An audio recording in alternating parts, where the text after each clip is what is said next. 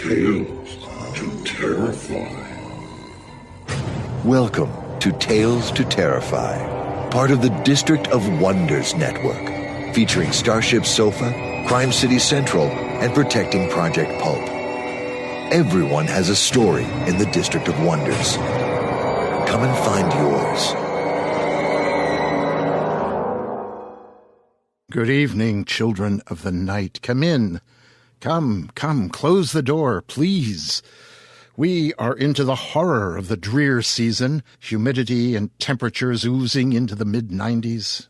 Well, it's only for another 2 months or so. And that, of course, is out there on the streets, where the wild things roam, stagger, sweat, pant. In here, the air is cool and dry, and terrors of a fictive nature await our shivers. I hope you enjoyed our recent 2-part rendering of Algernon Blackwood's The Willows. I did.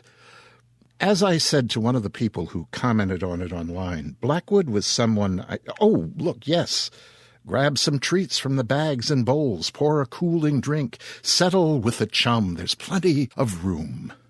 Now, where was I? Yes, Blackwood. Blackwood was a writer to whom I was introduced as a mere tot. I forgot about him in that time of life when my nervous system required some more strident shocks than he delivered. I came back to him several years ago when I realized that he was just a damn good craftsman and a writer of terrors par excellence. I've come back to authors like Blackwood and M.R. Janes et al., recently and within the last few years, writers who do not try to blather our gorge or create ever more growlsome beasties, but who let the creepiness of the world seep into us as we read or listen and wander the environments in which they're cast. I love stories where we barely see the critter, the ghost, the dark, whatever, where we're given details and hints and must create the terror from our own imagination and memories. Well, I was raised by radio. And we'll have more of Blackwood later. And we'll have more of H.P. Lovecraft, and he very soon. August, to be specific. Bring your anoraks and mucklucks to the nook. Ah, yes, art, turn round. Gaze upon the Brownie of Blednoch. That's Edward Atkinson Hornell's rendering of him, at least. Edward Atkinson Hornel, 1864 to 1933, was a Scottish painter of landscapes, flowers, foliage, and children, and sometimes of creatures of the fantastic. He was born in Australia, Scottish parents who moved back to Scotland when Edward was 2. He was brought up and lived practically all his life there. He studied art for 3 years in Edinburgh and for 2 years in Antwerp. In 1890, Hornel collaborated with George Henry on the painting The Druids Bringing in the Mistletoe, which you can get in a 1,000-piece jigsaw puzzle. And if you've ever seen it, you know how that must drive people mad. The work is in polychrome and gold and features a procession of druidic priests bearing the sacred mistletoe.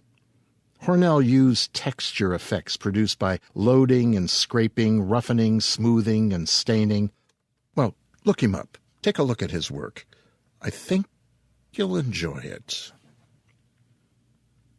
The Brownie, well, in a few weeks we'll have William Nicholson's poem, The Brownie of Blednoch, and all will be revealed.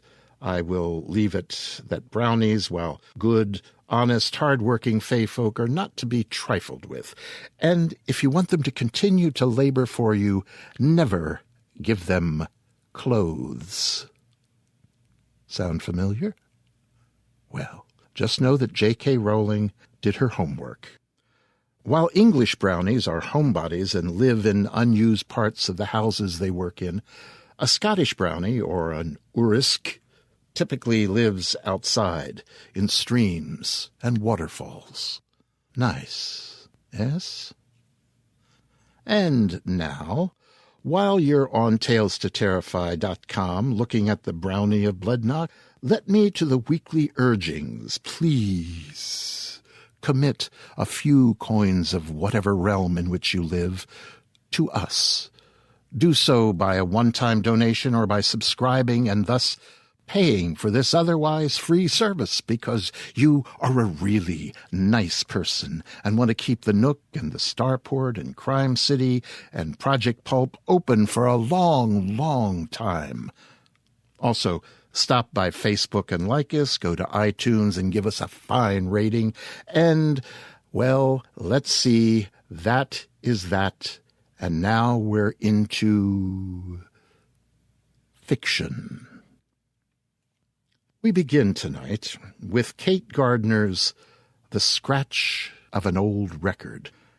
Cate Gardner is a British horror and fantastical author with over 100 published stories to her credit, several of which appear in her 2010 collection, Strange Men in Pinstripe Suits, from Strange Publications. She's also the author of 2 novellas, Theatre of Curious Acts from Hadley Rill Books, 2011, and Barbed Wire Hearts from Delirium Books, also in 2011. She is currently working on a novel. Now, settle down and listen for The Scratch of an Old Record.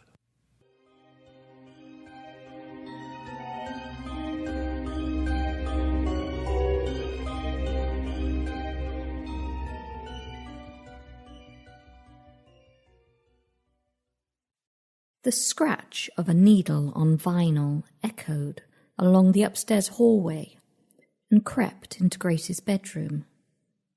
The noise drew her up as if she was a marionette, and its tune the puppeteer. Her fingers brushed against the peeling wallpaper. The song echoed from the looking-glass that stood at the top of the stairs. Gracie rubbed her eyes. The grotesque collection of onlookers that peered out of the mirror rubbed theirs in reply. Then they threw back their heads and laughed. She pressed her nose to the glass and blinked at the anomaly. Did you ever get trapped in a dream? I did. I did, a man said.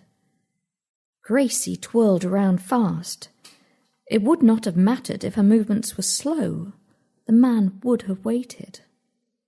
I did. I'm dreaming, she said, blinking, though she knew she wasn't.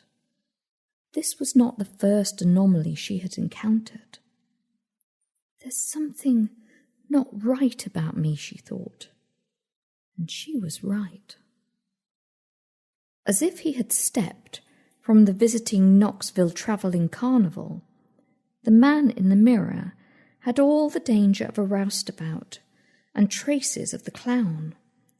Remnants of white paste powdered his cheekbones, and a dab of red paint circled his lips. The song stopped. The song restarted. Scratch, scratch, scratch. Did a dream ever refuse to let you go? He looked at her as if she were a curiosity, and she at him. I'm considering it, he said.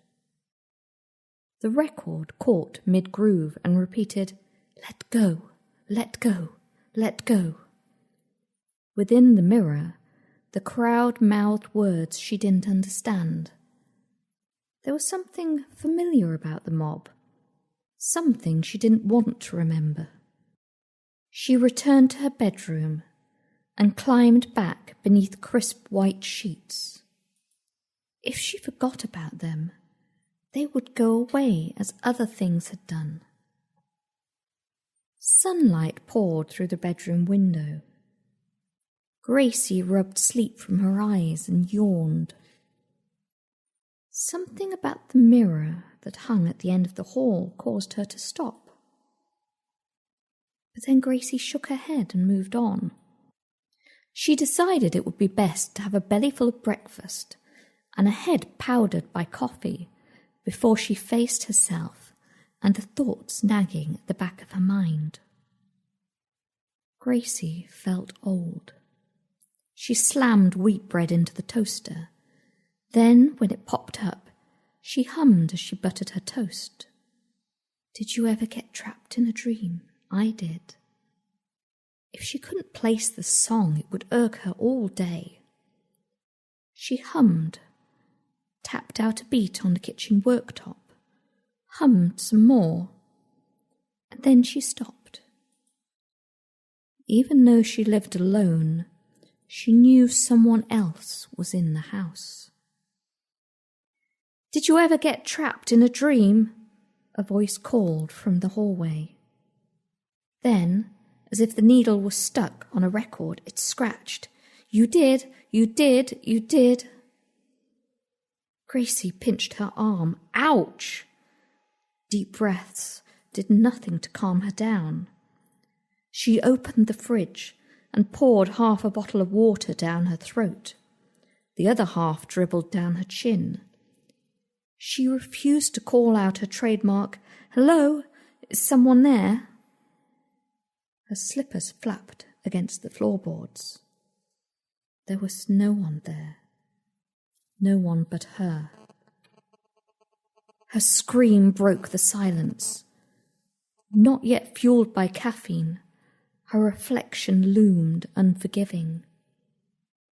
Gracie sure did look old. How did you get to be 40? Didn't seem possible, especially as she recalled someone saying she would never grow old. She would be like Peter Pan forever, and if she wanted, her friends would never grow up too. But they had, and they had left. The phone trilled in the kitchen. She picked it up. "Hey, Gracie, just calling to wish you a happy Halloween, okay?" Her brother called to someone in the background. "I'm on the phone to Gracie, I'm not... Oh, for Christ, you don't understand." The sound of a palm slamming against the phone, a second of hold music, and then, "Got to run, the gang is itching." With that he was gone. Ray Hartshorn, ex-inhabitant of 404 Wiley Road, Grievous, TN. Didn't he grow up big, smart, and surrounded? Oh, how she wished they had never grown up. Yet she was sure it was because of something she had done, or not done, that he had. "My mama says this isn't your house and you don't belong here. My mama says you should move out of the neighbourhood." The child had a name, as all children do, but Gracie could not remember it. Gracie pulled the wad of envelopes out of her mailbox. "I'm guessing your mama's beak is just as long as your pigtails." "My mama says we're going to live in your house when the realtors put up the sign." "If you could ask your mama to hold her breath while she's waiting, I'd be ever so grateful." "My mama says you won't have candy tonight." "Your mama is right." Gracie didn't dislike children. Ray, her brother, had 3 girls and 2 boys, and she liked them well enough the one time they met. In fact, she'd asked them if they would like to be small forever. That was when Ray's wife had packed Gracie's suitcase and thrown her out. The pigtailed child pushed and squinted. "I have decorations, candy, and plenty of scare," Gracie said, sighing, "and you're most welcome to knock. Be glad of the diversion." Gracie looked up at the clapboard house she had called home for, well, not quite 40 years. The window sparkled. The porch brushed free of dirt, dust, and leaves. And the mimosa trees, fern-like leaves, were a good, healthy shade of green. So why did it look empty? And why did she think that behind its white boards a record scratched? "My mamma says you're touched," the child said, rotating her fingers at her temple. "In that your mamma might be right." A pair of muddy boots stood on the front porch. Gracie circled them. The mud was wet and thick, yet the week had been as dry as dust. No footsteps led up to the boots, as if someone had come along and placed them there for the hell of it. She scratched her head and looked out across the road to where the pigtailed child was playing with a doll. Her neighbours, the Del Roscoes and the Schreibers, opened the door of a fire-red Oldsmobile and climbed inside. Dirk Schreiber looked over and waved. Sylvia, his wife, pulled his arm down and hustled him into the car. Dirk had wanted to be Peter Pan. Gracie turned to re-enter the house. Behind her, someone stomped hard on the porch. She turned around and fell back against the door with shock. As if he had been there all along, a man stood in the boots. He brushed white dust off the shoulders of his brown suit. "I know you," he said. His hand smeared his lips, leaving a red trail. A leaflet flapped in his fingers, and he held it out to her. "I don't go to carnivals. Sorry." That was a lie. She fumbled for the doorknob. It turned beneath her clown hands, and she stepped over the threshold. Blood pounded through veins. The thrum, thrum, thrum resounded in her ears. Fat fingers reached over her shoulder and pasted the leaflet to her door. "Hey!" She spun around. The man was gone, but the boots remained. "Hey." As the fiery Oldsmobile sped past, with Dirk Schreiber banging his fists against the window, two women, dressed in grey, their hair tied up in efficient buns, turned onto her path. The women smiled up at Gracie and climbed the porch steps in sync. The taller of the two picked up the boots by her fingertips and then threw them out onto the front yard. "Hello," the small woman said. "We are from Ladies Limited. I am Cecilia." "I'm not interested, thank you." The two women looked at each other, smiled, and then returned their grins to Gracie. "Hello," the taller of the women said. "We are from Ladies Limited. I am Audrey." A black shoe, sensible and shiny, caught in the door as Gracie tried to close it. If they said hello again, she was going to scream. "I neither want to buy, subscribe, or bow down before the Almighty." "Did you ever get trapped in a dream?" "What?" Gracie said. "You did," Cecilia said. "Well, not exactly a dream, but it's like one, isn't it? Everything's a bit too unreal. Get your foot out of my door." It did not move. Gracie's startled face reflected in the patent leather. Sweat ran down her back, betrayed at her forehead and breasts. "Who are you?" she sighed. "What are you?" "We are from Ladies Limited." "Gee, and isn't that a great help to me?" "Formerly Silver Friends Incorporated. We've met," Audrey said. "We haven't."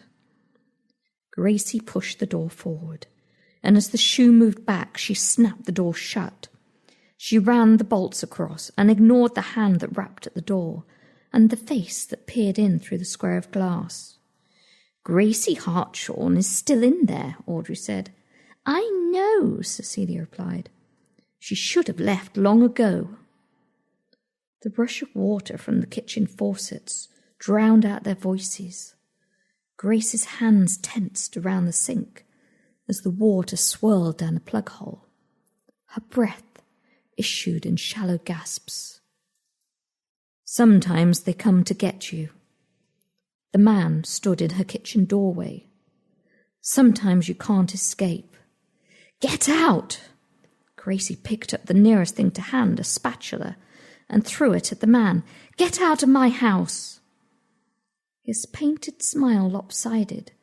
He cocked his head to the right. You don't go with them. A fist thumped at the kitchen window. Miss Gracie Hartshorn, are you in there? The women cupped their hands to the glass and tried to peer into the kitchen. They looked like overzealous cosmetic sellers. You don't go with them, he repeated, and then faded. We can see you, Gracie Hartshorn, they sighed in unison. Are you realtors? A small, familiar voice queried. Only my mamma says this is our house. My mamma wants it back real bad. We know, dear. Your mamma sent us a letter. Now scoot, scoot. Gracie opened her kitchen window. As she did so, Cecilia clapped and performed a short tap dance. Leave the child alone. Old habits, dear, Audrey said, smiling. She leaned in through the window. You really shouldn't get attached, but I understand. We understand. What do you understand? The pigtailed child asked. Audrey and Cecilia ignored her. Stomp on their feet, Gracie called through the window to the child, and a giggle, unlike any she'd experienced in years, bubbled.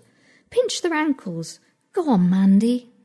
There, that was the child's name. Mandy Littleworth, daughter of Bobby. Gracie shivered. Did a dream ever trap you? It did. Again, a needle scratched against the vinyl. Only it wasn't a dream. It was horrific and real, and she would not remember it. She was home. This was life. This was it. There had never been anything or anyone else. Who are you, Gracie Hartshorn? Seemed to be the silliest question anyone ever asked. Why, she is Gracie Hartshorn, of course, Mandy Littleworth replied. Audrey kicked Mandy in the shin, and as the child fell down, she picked up Gracie's broom and began to brush the child off the porch. Mandy's cheeks puffed scarlet, and she let out an ear-piercing squeal. With a final flourish, Audrey brushed the child down the steps and into the yard. Gracie fumbled with the doorknob, her fingers sliding against the metal. Brushing a child out into the street, outrageous, diabolical. The door jerked open. The two women stood on the other side of it, with their hands clasped to their chests. They were more sinister than sideshow freaks at a carnival. Mandy now stood on the shaded side of the street and clutched a rag doll. The Oldsmobile drove past her. Hello! Twin smiles. Dual dialogue. We are from Ladies Limited, formerly Silver Friends Incorporated. I am Audrey, and I am Cecilia. Something disturbed the air at her shoulder, causing Gracie to turn. And she is not buying, he said. The door slammed, and the bolts drew across, and Gracie had not moved. She blinked, then blinked some more, and ignored the cold chill that washed over her skin. Where do you run to when they have surrounded you? Get out of my house, she spat. Your house? Ray should have married you, Gracie. But he couldn't, because he didn't think you were real. Get out! As she tried to open the door, her fingers fumbled and her skin scraped against the bolts. But he couldn't. Fingernails wrapped on the other side of the door, the ladies. But he knew. Her palm thump, thump, thumped the bolts open, hot breath at her ear as a hand curled over hers. He whispered, "You're not real anymore." Through the door the ladies called, "We have a petition for your removal, Gracie, signed by Bobby, Dirk, Carl, Louise and Ray. You're very lucky, Ladies Limited incepted." "Now we have the truth of it," he said. Why open a door when you are afraid of what stands behind it? Yet how could she not, when the questions pounded, and a small part niggled and begged attention? Grey suits, neat grey hair, and grey skin greeted. Despite the regimented dullness, their smiles sparkled. "Hello, we are from Ladies. Can we skip the introductions?" Cecilia held out a scroll of pale blue paper, tied with a yellow ribbon. Gracie unfurled the scroll. "Donald Duck." She half smiled and traced her finger over the image. "I remember this paper. Ray loved the cartoons. He used to creep down in the night to see me, and we would draw our own. At first I had to hide when his parents found him." We, the undersigned, petitioned the person who sent her to remove Gracie from 404 Wiley Road, Grievous, TN. Bobby Hartshorn, Dirk Schreiber, Carl Del Rosco, Louise Bartwell, Ray Hartshorn, September 4th, 1950. 27 years ago, she said. When they were 12 and 13. When I was 13. If you like. The door slammed shut. The bolts ricocheted, and there he stood, grinning. Gracie did not move. The paper burned up in her fingers. The child was right. She was loop-the-loop crazy. The record began its scratch, scratch, scratch. He opened his mouth, but the words issued from the gramophone, fast, upbeat, breathless. "You need to come back to us, to the carnival, now, today, before it is too late, too late, too late, too—" "Gracie Hartshorn, don't you listen to that thing?" Twin faces pressed against the hall window. "Don't you be foolish." "I don't go to carnival," she said. "It's forbidden." "Who forbid it?" "I did," she whispered. "Long ago." The phone in the kitchen trilled, startling Gracie.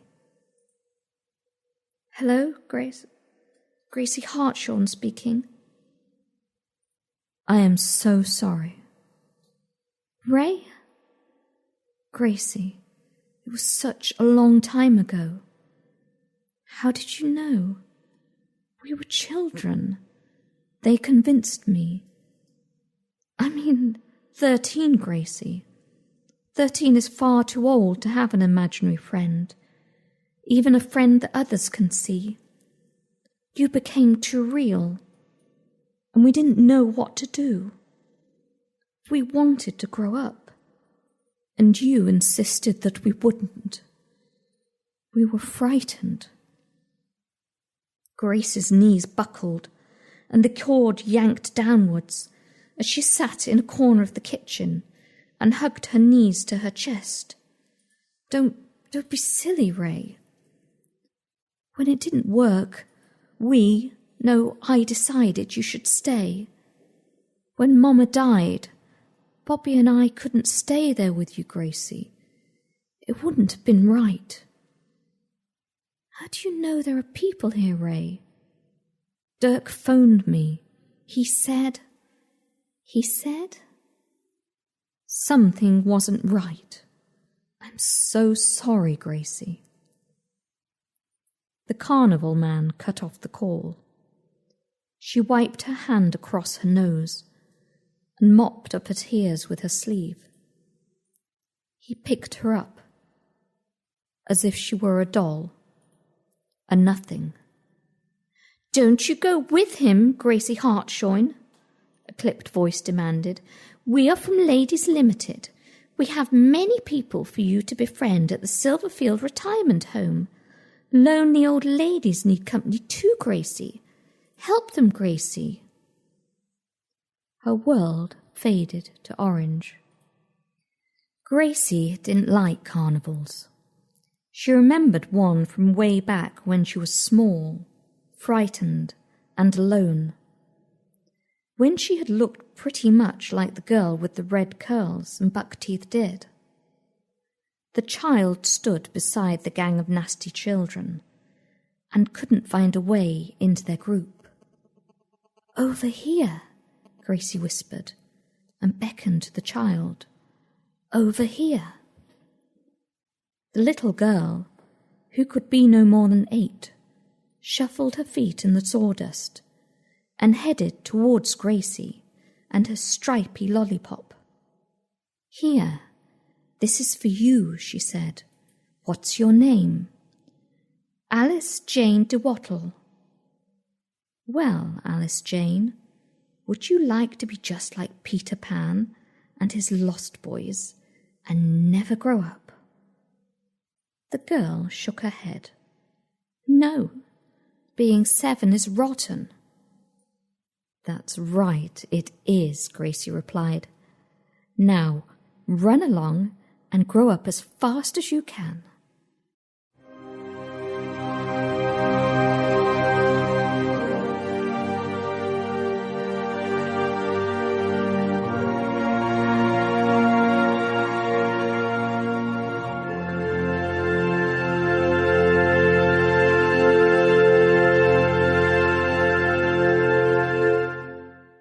A few more words. Miss Cate Gardner has cited Robert Shearman, Joe Hill, Neil Gaiman, Gina Rinaldi, John Wyndham, and the pseudonymous Lemony Snicket as her favorite writers. Of her, Publishers Weekly has said she is a rising purveyor of high literary strangeness.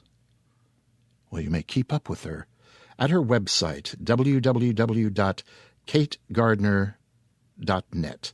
That's CATEGARDNER.net.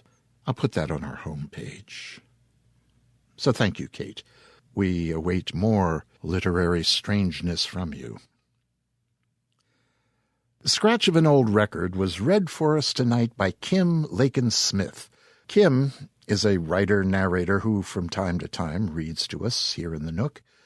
She has a background in performance and is a regular guest speaker at writing workshops and conventions. She's also the author of Tourniquet, Tales from the Renegade City, by Imanian Press in 2007. In 2011, Newcon Press published her Cyber Circus. In 2012, her young adult novella Queen Rat was published by Murky Depths. Her fantasy and science fiction have appeared in Black Static, Interzone, Celebration, Myth Understandings, Further Conflicts, Pandemonium, Stories of the Apocalypse, and others. In 2009, her Johnny and Emmy Lou Get Married was shortlisted for the BSFA Short Story Award. She is at http://www.kimlakin-smith.com. That's KIMLAKIN-smith.com. I'll put that on the Tales to Terrify page, too. So, thank you, Kim. Our second tale tonight is a nerve-wracking little chiller by Christopher Golden, entitled Breathe My Name. Christopher Golden is an award-winning best-selling author of horror, fantasy, and suspense. He was born in Massachusetts, USA, on July 15. Happy birthday, Chris. and he still lives in the old colony with his family. He's a graduate of Tufts University. Chris has written short fiction, novels, comic books, and video games, and co-written the online animated series Ghosts of Albion with actress, writer, director Amber Benson from Buffy fame. He wrote the introduction to the now collectible 200-only copy slipcased edition of Joe Hill's short story collection, 20th Century Ghosts. Okay, let us all take a deep breath, because here is Christopher Golden's Breathe My Name.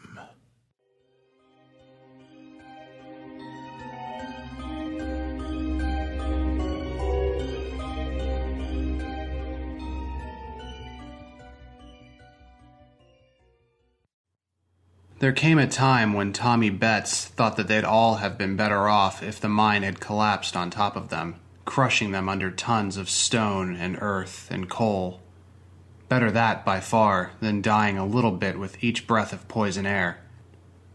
Better that than seeing the fear in the faces of men he'd looked up to his entire life, and the desperation in his own father's eyes.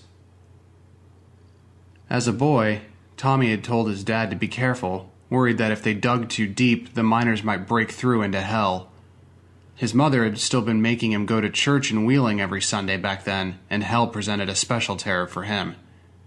His father and the other miners would come back with their clothes caked with black dust, faces painted with the same crap that filled their saliva when they spit, and Tommy worried that they might one day encounter demons down there.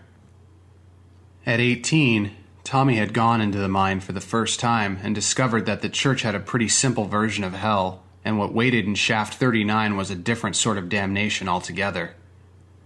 In the 7 years since, he'd learned that even the bravest man discovered claustrophobia in the deep underground, with the walls pressing in and the weight of a mountain hanging above him.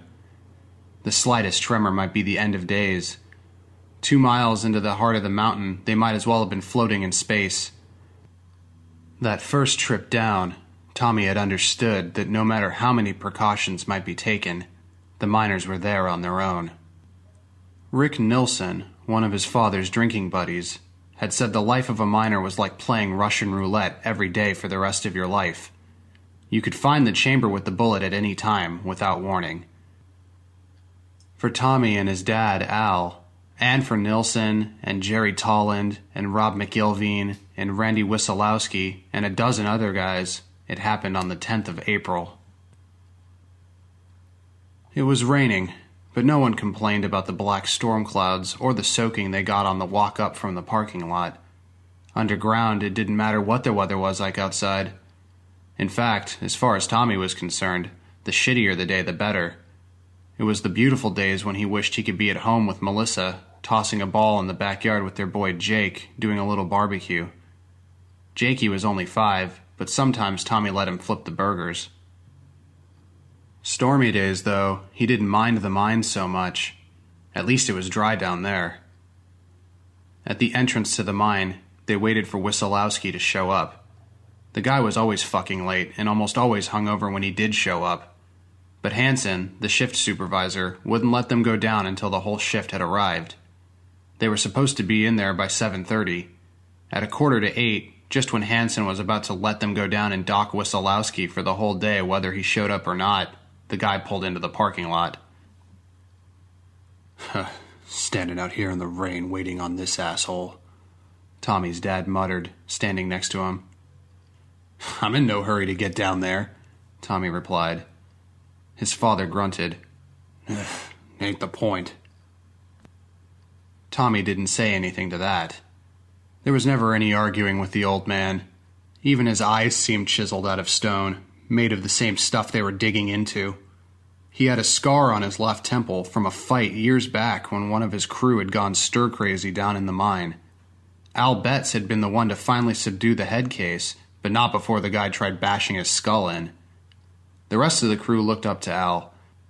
He wasn't the kind of man who started shit, but he'd be the one to put an end to it. Hansen walked into their midst, hands up to get their attention. All right, listen up. Wissolowski, you paying attention? With the rain streaming down his slicker and spotting his glasses, the supervisor looked like an alien species standing amongst the miners. Wyssolowski nodded, red-rimmed eyes anxious. "This is the last time you're late, Randy," Hanson told him. "I'm saying this in front of everyone, so nobody can complain that you weren't warned. Every time you're late, you cost us money. You're all going down 25 minutes later than scheduled. Multiply that by 18, and you're looking at 7.5 hours of accumulated time. So the next time you're late, I'm docking you, and only you, for the total accumulated time you've delayed the entire crew. And if there's a time after that, you'll be fired." Nobody said a word. They stood in the rain and waited until Hanson sent them on their way. The whole crew climbed aboard the man-trip, the cable car that lowered the men into the mine and drew them back up again later. Only when they were on their way down into the ground with the lights flickering around them and the man-trip's wheels squeaking on the metal rails did the miners start to grumble. They cussed out Hanson, now that the supervisor wasn't there to hear them. Tommy said nothing.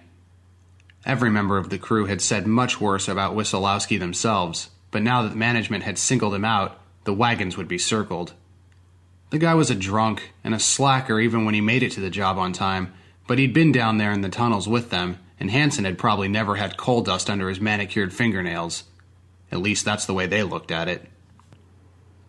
Tommy thought the warning to Wyssolowski had been more than fair, but he wouldn't dare say so. Jerry Tolland sat next to him on the man-trip. He scowled and looked at Tommy. "Fucking Hanson." Tommy just nodded, rolling his eyes. So what did you guys do this weekend?" Jerry asked. That brought a smile to his face. "I'm building a tree fort for Jake. Ain't much of a carpenter, but it's coming out all right. Took Melissa out to dinner Saturday night to the new place, Evergreen. No place to go for beers, but you want to make your wife happy, bring her there. Expensive?" Not like you'd think. Shit, they know nobody around here can afford expensive." They fell silent after that. Something about the mine had that effect. The deeper they went, the quieter the miners became. It often lasted well into the first hour after work began, until they became acclimated again. Some people might have thought it was fear that made them quiet, but Tommy thought of it as respect.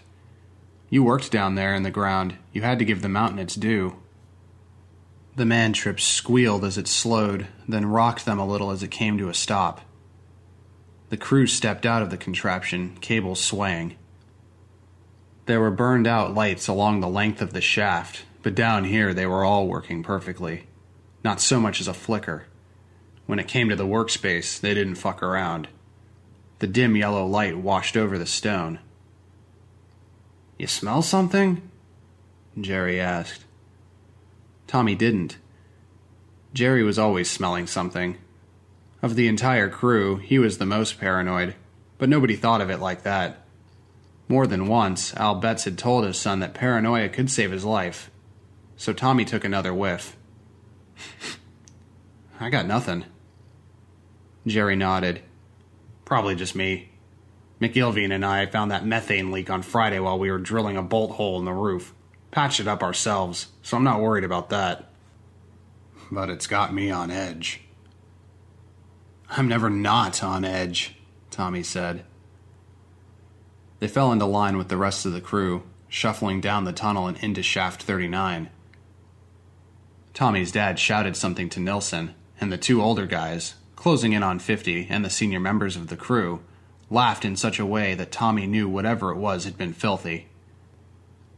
The second shift had a few women on the crew, but they'd never had any. Tommy thought maybe the big bosses knew what they were doing, keeping his father and Nilsson away from women miners. What a combination that would be. They were deep in Shaft 39 when a frown creased Tommy's forehead. He caught a scent that made his nostrils flare and his upper lip curl. It reminded him of the odor that filled the house every time Melissa ran the self-cleaning program on the oven.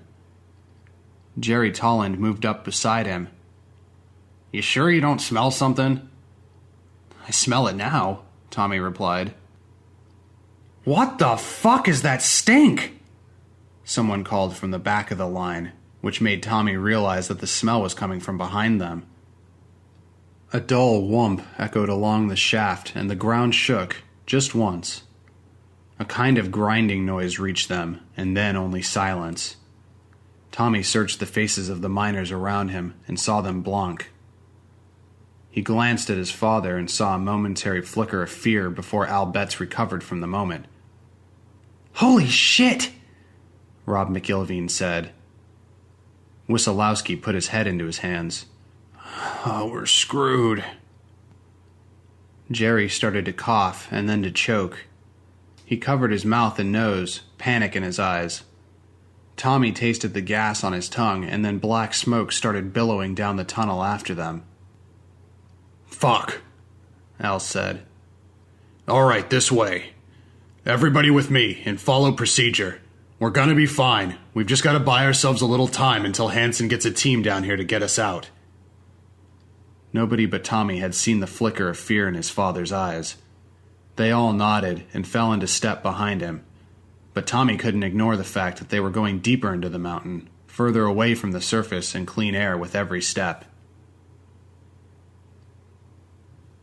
Tommy watched as McIlveen and Jerry Tolland hung a plastic curtain across the shaft.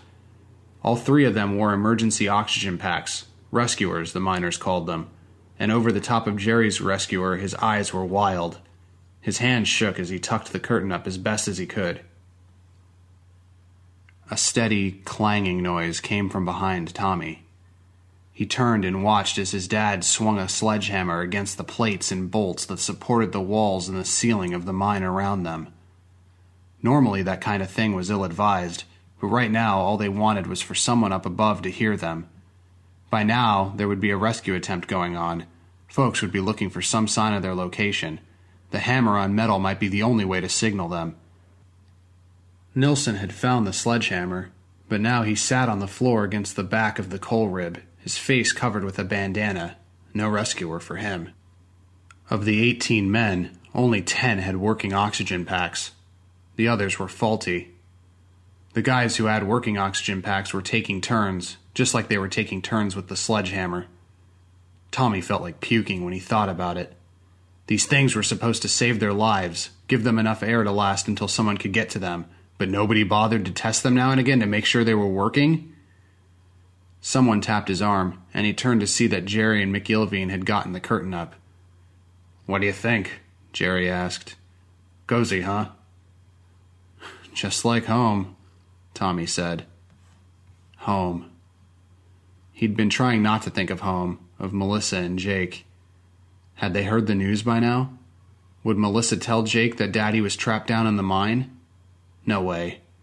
She wouldn't do that to the kid. He was only 5 years old. But Melissa would be trying to find someone to stay with him so that she can come and stand out there at the mouth of the mine, waiting. She wouldn't be there yet, but soon she'd be out there waiting on him. Tommy didn't want to let her down. When he thought about leaving her alone, leaving Jake to grow up without his dad, his heart hurt so much he thought he might scream. No, better to not think of home. The curtain had created an enclosure about 50 feet square. Not a lot of room for 18 guys. Not a lot of air, even with the curtain up. The guys without working rescuers would suck up the remaining oxygen in no time. Tommy watched his father swinging the sledgehammer. Al Betts had come home from the mine every night, black with coal dust and too exhausted to play very much with his son. Tommy had done his damnedest to be different, to make time for Jake whenever he could. But even with the best of intentions, sometimes he just couldn't. The tree fort wasn't finished yet. Jake had never even asked what would happen if the mine collapsed. At 5, the possibility hadn't even occurred to him yet. Somehow he'd managed to avoid the fear that lay always beneath the friendly conversation of the entire community. Tommy hadn't been that lucky. He didn't remember how old he was when he first asked his father about what would happen in a cave-in. He had seen something about it in an old movie on television. Watching his father now, still so strong and grim while closing in on 50, he remembered the way the man had softened. He'd crouched down to get even with Tommy and ruffled his son's hair. "You've got nothing to worry about, Tom. Anything goes wrong down there, the lost miner will get us out." Tommy's eyes had gone wide. The lost miner? That had only been the first time his father told him the story. For years, Tommy had asked for stories of the mysterious ghostly miner. His father had spun tales, mostly of his own invention, but some of them were surely local legend, of a man who had died underground and who would always appear to save trapped miners who called to him. By the age of 11, Tommy had realized that they were only stories, but some part of him had still believed. When his father decided he was too old for such stories, he had felt a terrible loss. Al swung the sledgehammer. He turned to glance at Nilsson and the others who were without oxygen packs, then wiped the sweat from his brow. Al Betts was no ghost, and he wasn't lost, but Tommy thought his old man might be their best hope. He went over to his father and reached out to take the sledgehammer. "Have a rest, Dad. Let me take a few whacks." His father nodded slowly and bent over, winded. Tommy stared at him. "You all right?" "I will be. Give it a go, Tom." As he turned to go and sit with the others against the coal rib, Tommy called to him. Al came back and put his hand on his arm, gave it a brief squeeze. "We're gonna be all right. Just gotta hunker down now. Try not to suck up any more air than we need. Sip at it. Make it last. They'll be here." Tommy studied his face, searching for a crack in his father's mask of confidence, but finding none. Maybe it was for his benefit, his and the rest of the crew's. But right then, he thought that his father actually felt confident that, even with so little air for so many of them, and with the toxins seeping in and around the edges of the curtain, they would be rescued in time. 2 miles into the mine, out of contact with the surface, Al Betts believed in salvation. Blind faith. "Hey, Dad." Al looked at him over the top of the rescuer's mask. "You remember the lost miner?" Tommy thought that, behind the mask, his father smiled. "I've been thinking about him, too." "Did he have a name? The original guy, I mean. The one who died." The older man narrowed his eyes in contemplation a moment. "Ostergaard, I think. Something like that." Ostergaard. For some reason, having the name made Tommy feel better. He gripped the handle of the sledgehammer the same way his mind wrapped around the name of the lost miner, something to hold on to. He swung the hammer against a metal support plate, and the clang reverberated up his arms. Tommy barely noticed his father walking away, barely noticed anything at all after that first swing. He counted the hammer blows just to keep his mind busy. At 32, he took a break. Rob McIlveen was sprawled on the floor, a t-shirt over his face. He looked asleep or dead, but the rise and fall of his chest made it clear he was still breathing. In the flickering light, Nilsson had gone awfully pale. He had a rescuer covering his nose and mouth now, getting oxygen, but the way he clutched at his chest, Tommy thought that maybe he was having a heart attack. At 57 strikes of the hammer, Jerry Tolland took over. Tommy hesitated, hating the thought of just sitting there waiting to run out of air, but he could barely lift the hammer anymore. He staggered to the far wall and sat down. After a few minutes, he tried to offer his oxygen pack to Randy Wissolowski, but the guy waved it away. I just gave mine up a few minutes ago," he said through the front of his sweatshirt, which covered his nose and mouth. "Besides, you've been trying to signal, working your lungs. Wouldn't be fair to cut off your air right now." Tommy stared at him a moment, then nodded and slumped back against the wall. He studied the curtain, wondered how toxic the air had become. Above their heads, the tunnel had a thin layer of smoke. Keeping low to the ground was safer, but it wouldn't save their lives. "Randy!" Wissolowski looked up, his reaction time slow, like he'd had too much to drink and might pass out at any second. You ever hear about the lost miner? Sure, everyone knows that story. You don't grow up with a family in the mine and not hear that old tale. So you think it's just a story? Tommy saw the doubt in the man's eyes. Of course it is. Jesus, kid, you better just sit there a bit and soak up some oxygen. But if the story's based on a real guy who died in the mines, how do we know, right? I mean, every legend starts somewhere, right? Wieselowski knotted his brows. Did you miss the part where the guy died? 9 or 10 guys had taken turns with the hammer before, at last, none of them were strong enough to lift it. Mickey Levine and Bob Landry had fallen unconscious. Bob had been in and out for a while, but nobody could wake Mickey Levine. They didn't talk much, trying to conserve air. What little conversation took place down there in the heart of the mountain was in whispers, men sharing regrets and fears. Wieselowski talked about the way his drinking had driven his wife Lorraine away, and how he would have done it all so differently if he had to do it over. Some of the men were writing notes on scraps of paper from their wallets or on torn pieces of clothing, just wanting to leave something behind, some reassurance or a farewell or a last expression of love. They told each other it was just in case. Just in case.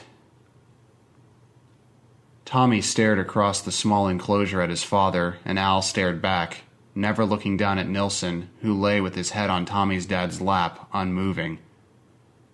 Christ! Wieselowski said at one point. Is he... Al froze him with a look, and Wieselowski never completed the sentence. That grim expression was answer enough. None of the others had been foolish enough to ask. Or, Tommy thought, perhaps they just hadn't wanted to acknowledge the death that had already taken place in their midst. Ostergaard, Tommy said.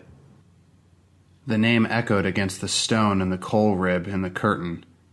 The men who were still alive and conscious all turned to stare at him. Who's that? Jerry said. The lost miner, Tommy said, pulling the mask of his rescuer down. We've got to call on him. Nobody else is coming, Jer. We're gonna die down here if we don't get some help. Are you fucking thick? Dan Ramos snapped. We telling ghost stories now? You got brain damage from the fucking methane. Tommy blinked. His eyes felt heavy. Gotta call him. He sat up straighter, looked around at the walls, settled his gaze on the coal. Ostergaard!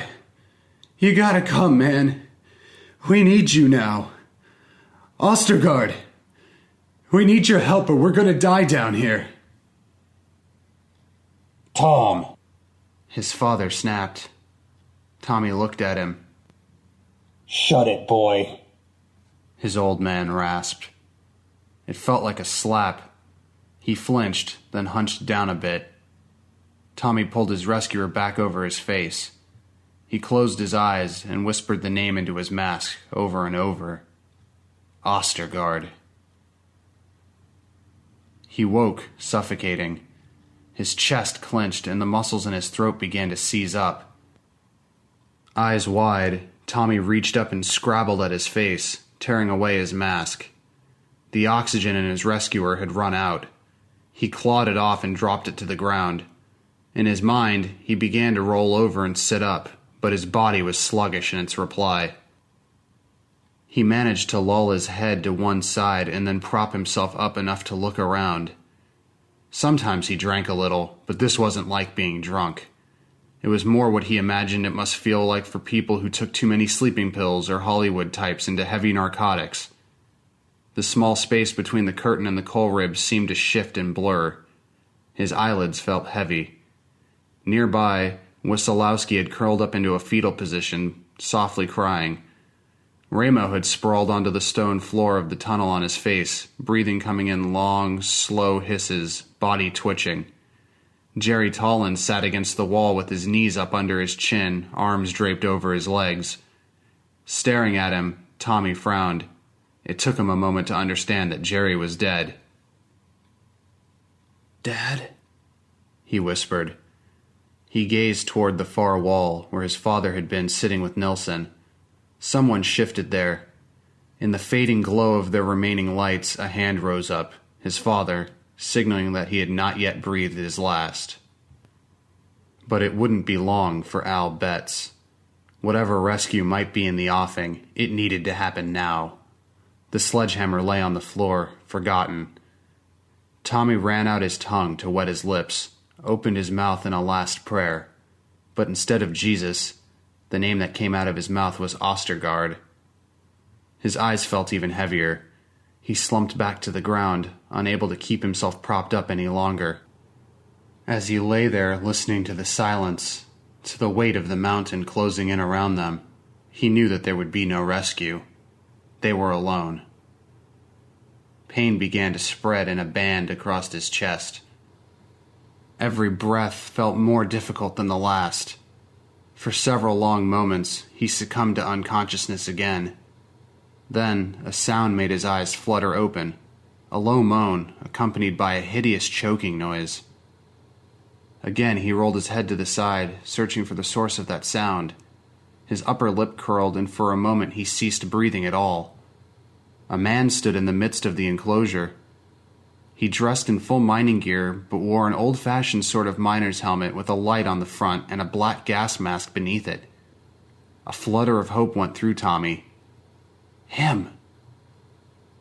Barely conscious, he managed to smile, until that figure leaned down and touched Wiskolowski on the shoulder, and the crying man went silent and still. No weeping. Not so much as a shudder of breath. And then the strange figure, a coal-smeared silhouette, began to move through the enclosure, pausing to reach down a comforting hand to the other men. As he passed amongst them, he almost seemed to float, and the edges of the figure blurred like heat haze over summer blacktop. And when he touched them, one by one, they became still. As the lost miner moved toward the coal rib, toward the place where he had seen his father raise one weakened hand, Tommy closed his eyes. He heard a rattling hiss of breath, and then nothing. He felt so cold. Something jostled him awake. Tommy winced at the smell of exhaust. Only vaguely aware of his surroundings, of a sense of motion, he felt the rubber strap against the back of his head and plastic over his nose and mouth. "Fucking sick irony," a voice said. Tommy tried to open his eyes. He caught a glimpse of the two paramedics working to keep him alive, and he heard them talking about him, about the sole survivor of the collapse, and how if those other poor bastards had lived any longer, he wouldn't have made it either. "The only reason he had enough oxygen is because the other guys died first." The ambulance went over another bump, and he felt himself slipping into darkness once more, fading to black. "Babe, you all right?" Tommy stood just inside the screen door off the kitchen, looking out into the backyard. June had come so fast. He held a cold beer in his hand, the way a child might hold a doll, close against him, fingers wrapped around the neck. Out in the yard, Jake ran through the spray of water thrown by the sprinkler, whipping his arms around and cackling like a lunatic. Katie Hoyt from next door followed right behind him. Their laughter did not make him smile, but somehow it seemed to protect him. He felt like if he could record that sound and play it back while he slept, it might keep the dreams away, the nightmares of suffocation. "Babe?" Melissa touched his arm and he blinked, turning to look at her. "You look like you're in a trance," she said, smiling innocently, though her eyes were full of concern. "I was. Still a little tired, that's all." She kissed his cheek. "Dinner'll be ready in a little while. You should get Jake in here, get him into something dry." Tommy nodded. He took a sip of beer and set the bottle down on the kitchen table, then went outside into the backyard. "Daddy!" Jake called, racing towards him. Once, Tommy might have caught him and dangled the boy away from him to keep from getting wet. Not now. He let Jake jump up into his arms and hug the boy to him. His son wrapped his legs around him, soaking his shirt. Tommy actually laughed. "Sorry, Katie," he told the girl. "Jake's got to come in for dinner now." "Can he come out after?" she asked, all wide eyes. "Sure," Tommy said. "Why don't you run on home and we'll see you in a bit. I think Jake's mom's going to make brownies tonight." Katie took off across the backyard towards her parents' deck, arms out as though she was playing airplane. Tommy set Jake down and shut off the sprinkler, then stood and looked again at his son. "Mom wants you to put something dry on." Jake smiled, pointing at him. "She's going to want you to put something dry on, too." "No doubt," Tommy said. "Come here, bud." He hoisted the boy up again and went up to the screen door, letting them inside. Melissa had been watching from the kitchen window, a wistful look on her face. "Dry clothes, Jakey," she said. "I can do it. I'll get 'em," the boy said, reaching to be put down. Tommy led him down, and Jake tore through the living room, and then they heard him bounding up the stairs. He'd kick his clothes off onto the carpet of his bedroom and put dry clothes on, but that was all right. They'd pick up the dirty clothes later. Melissa slipped her arms around Tommy and pushed up close. He liked her there, where he could smell her hair and trace his hands along the small of her back. "It's been so good for him having you home for a while," she said, her breath warm on his neck. "It's been good for you, too." "Yeah," he said, and that was all. There were so many thoughts he might have shared with her, but Tommy had never been that kind of man. In that, he took after his father. He would have felt like a fool trying to explain to Melissa that the time he spent with Jake seemed to make it easier to deal with his father's death, and to make it harder as well. But he wanted every moment he could have with them, there at home, because the doctor had been very clear about his prognosis. Another week, 2 at most, and he'd have to go back to work. He'd have to go back down into the mine. Jake came down the stairs and pranced into the kitchen to show off the t-shirt and shorts he'd put on. The shirt was backwards, but Tommy didn't mention it. The kid was so damned proud of himself. The t-shirt had a bunch of trucks on it. Jake loved building things, and even at 5, thought the coolest job in the world had to be making bridges and skyscrapers. "I want to build a whole city," he said once, not long ago. "Good job, buddy," Tommy said. "Dinner!" Jake commanded, slipping into his seat at the table and picking up his fork and knife, ready to eat. "Yes, Your Majesty, coming right up," Melissa said, rolling her eyes with a soft chuckle.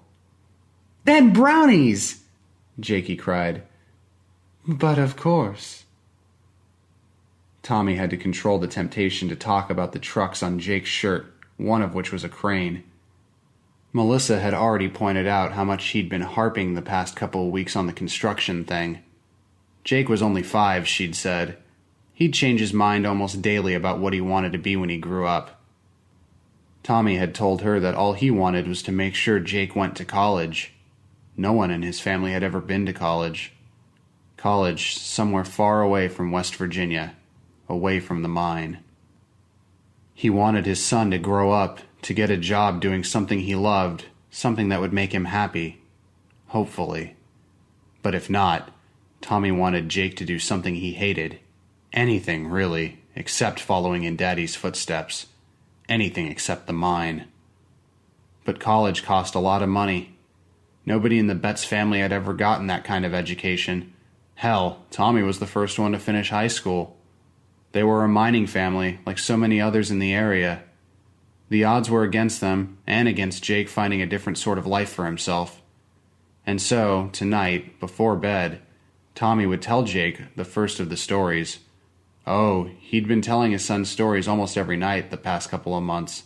All kinds of stories. But as of tonight, he would, from time to time, include tales of the ghost of a lost miner named Ostergaard. He would tell them as best as he could, make them as real as possible. It wouldn't be difficult. Jake loved ghost stories, but Tommy had to make absolutely certain that his son believed. Just in case.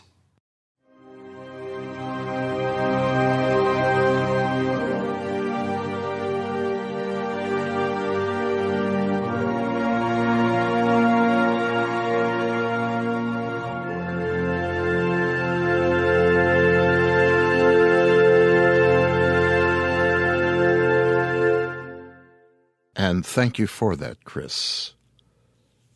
Among Christopher Golden's novels are The Myth Hunters, Wildwood Road, The Boys Are Back in Town, The Ferryman, Strangewood, Of Saints and Shadows, and, with Tim LeBone, The Map of Moments.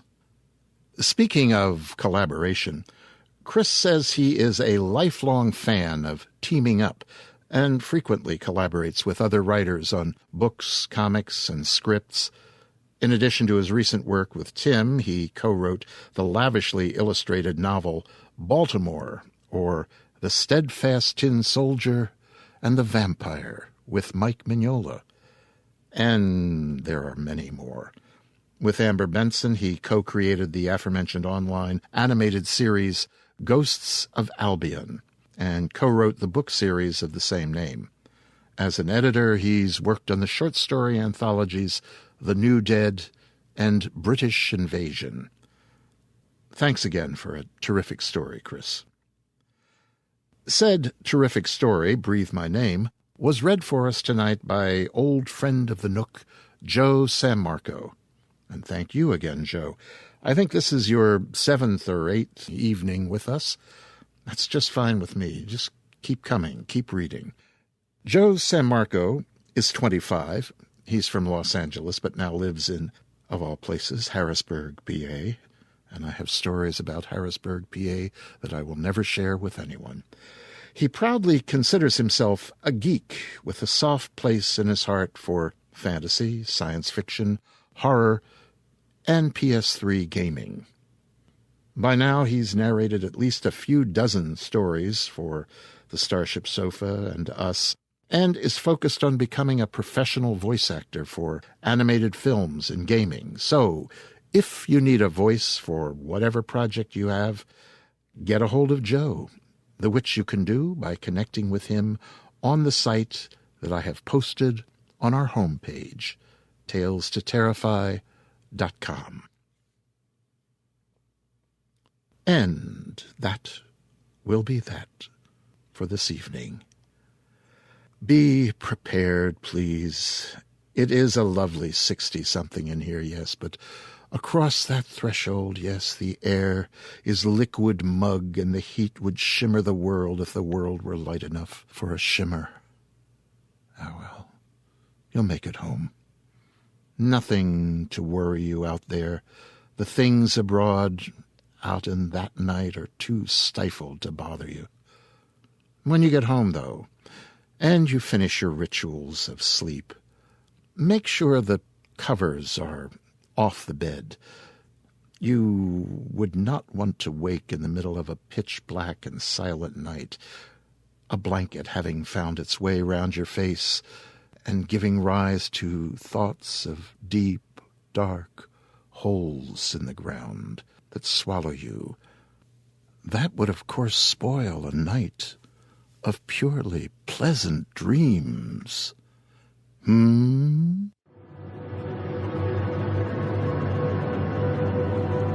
This presentation has been brought to you by the District of Wonders Network, dedicated to podcasting the finest genre fiction. You can learn more about the District of Wonders and their many literary productions at their website, www.districtofwonders.com. Thank you for listening.